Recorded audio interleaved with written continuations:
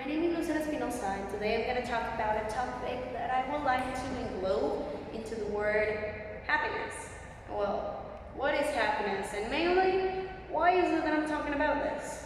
To give a little bit of context, I would like to go back to a couple of millions and thousands of years ago.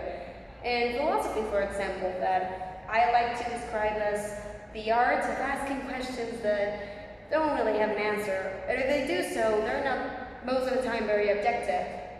And well, the main question that has been asked in this area and in the world, to be fair, has been what created us, why are we here, and what is our purpose?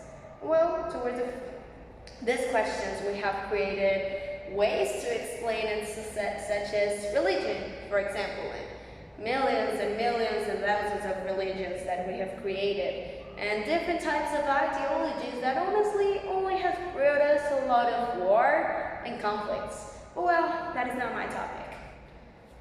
But science, for example, was capable to give us a scientifically proved answer towards the first question, that is, evolution and the monkeys and the whole thing. But you might already know about those sort of theories. But what about the second question? We have never really been able or capable to know a good, theoretically, scientifically proved answer. And I might not be able to give it to you neither, but I can give you my own very much personal view in this topic. And also based on other people that are far more experts in this area.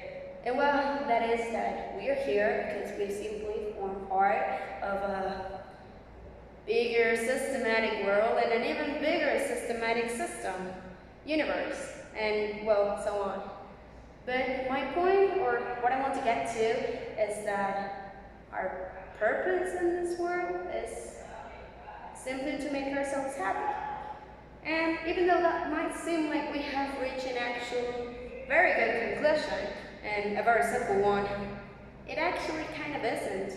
It seems that it's even harder than the first three, and that is what I might describe as the question of the decade. How can one reach happiness? Because it seems that we're not even capable to know how. And I don't blame you, and I don't blame me. It's not easy to figure it out.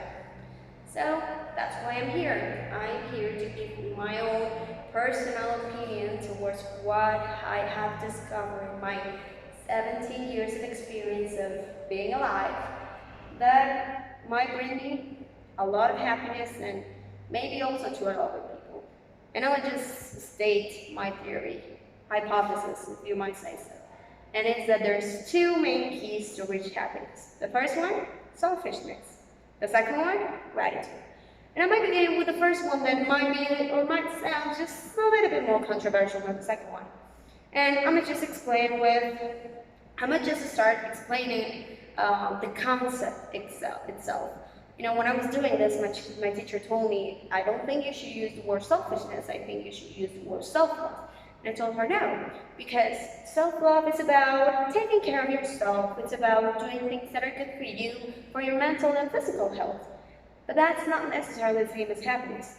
Selfishness, in the other way, has always had a very negative connotation towards it. But I think that we should really change that, because the literal definition of it is to put yourself first, to give priority to our own selves.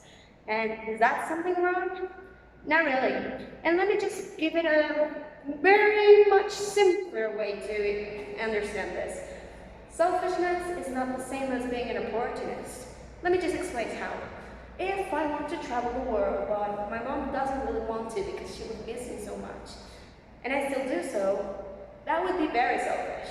But that doesn't mean that it's all morally incorrect, because I'm looking forward to my own happiness and towards the thing that makes me, or that will probably make me happy. An opportunist, in the other way, could be somewhat like a politician that steals money from the government and that is taking advantage of other people. And that is actually immoral. And that's the biggest difference there is, honestly.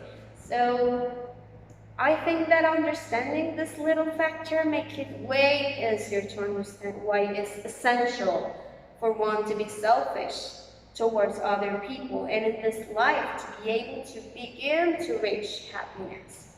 And let me just explain this little topic. In fact, happiness, I think that that's why the second key to this whole equation is gratitude, because let's just imagine that you're selfish and that you actually go for what you want. How are you ever going to be happy if you're not able to realize the good things that you have in your life, or the things that you have achieved, or the actual great journey that you have been through? So, even though the second part might be actually quite easier to understand, it's harder to actually put it in practice. Let me just tell you how this works. When I discovered this little word, I discovered it in a book that wasn't actually mine. It was for my sister. And I didn't actually read it. I just simply read the cover. It was called The Diary of Gratitude. And I'm gonna just tell you something. It kind of changed my life. I was 14, I read this word, and this word was absolutely new to me. I didn't even have to find the concept in it for it to change my life and for me to understand that, again, how can one be happy if you're unable to realize the good things that you have in your life? So, I decided to put it in practice. And let me just tell you something, it's not something easy. I am one of the most complaining people that you might met ever in your life. And that is not something bad, but it's definitely something that kind of pushes us back to actually being happy, because you're always so concentrated in the bad things that surround us and not even actually focusing on how to change them. So, in conclusion, is it needed? I do really think they are needed. Dr. Steve Erna even says that the whole thing of looking for your happiness, it's selfish itself. And Jane Kaplan says that gratitude has actually changed her life. So it's not really truly just my experience. It's the experience of millions and thousands of people. And even though it might seem very encouraging, and just like the quote that you might read in Pinterest when you just start to log in to look for motivational quotes, it's actually very true. And I'm gonna just tell you something. I'm not telling you for you to be the most optimistic person in the world, and neither to not look forward to help others, because I'm gonna just tell you something. The thing here is that even philosophers believe that the human nature has to be selfish, and not has to, is inherently selfish. Even those who have given their life to help others, they do so because that makes them feel good. So maybe we should stop giving such a bad connotation to the word selfishness, and maybe we should start to notice the great things that we have in our life. And I'm not even talking about what I have achieved or what I want to achieve, but the whole journey within it. Because when we achieve it, we need to be able to notice what we have before that. And we need to be able and capable of noticing how much work we put into that thing. So, in conclusion, to not just say words and things like that, it is a big, big journey that you need to complement with selfishness and gratitude. It's not just one of both two. You need to include them both in your life. And I'm gonna just tell you, happiness is not something you just reach to and that's it. It's something you have to work on your whole life. You need to work on your goals and your achievements. You have to work on having different type of feelings. And I'm gonna just tell you this, happiness is not a state that will endure forever. Your life is about having different feelings and sensations. So if you're sad one day, it doesn't mean that you will be your whole life. And well, that's as much as I want to tell you. But that's just simply my opinion and my own very much personal criterion. But what can I have to tell you?